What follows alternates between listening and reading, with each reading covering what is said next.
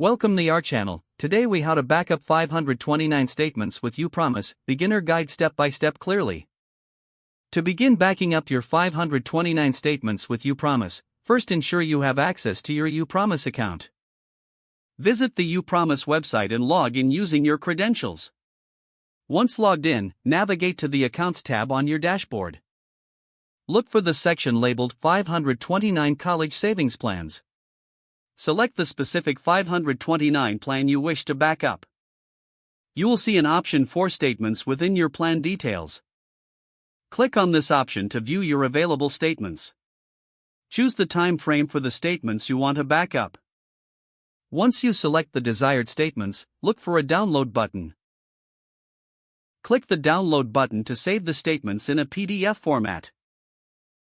Locate the downloaded PDF file on your computer.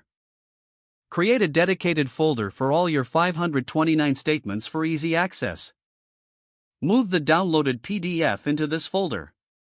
It's recommended to regularly back up these statements, so repeat the process periodically. Consider using cloud storage services for added security on your backup. This ensures your statements are safe and accessible from any device. Review your backup folder occasionally to confirm all documents are accounted for. Following these steps will help you efficiently manage and secure your 529 plan statements with Upromise. If the page does not load, refresh the browser or try again in a private or incognito window. Make sure you are using the correct email address, then retype it carefully to avoid small typos.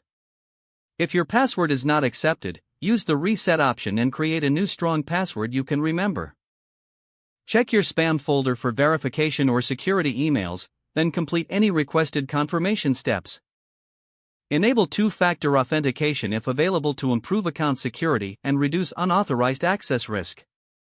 After signing in, review your profile details so your contact information and settings are accurate and current.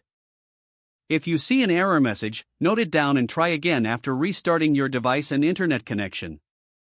Log out when you finish, especially on shared devices, to keep your account and payment information secure. If the page does not load, refresh the browser or try again in a private or incognito window. Make sure you are using the correct email address, then retype it carefully to avoid small typos. If your password is not accepted, use the reset option and create a new strong password you can remember. Don't forget to like this video and subscribe to our channel for more step-by-step tech guides.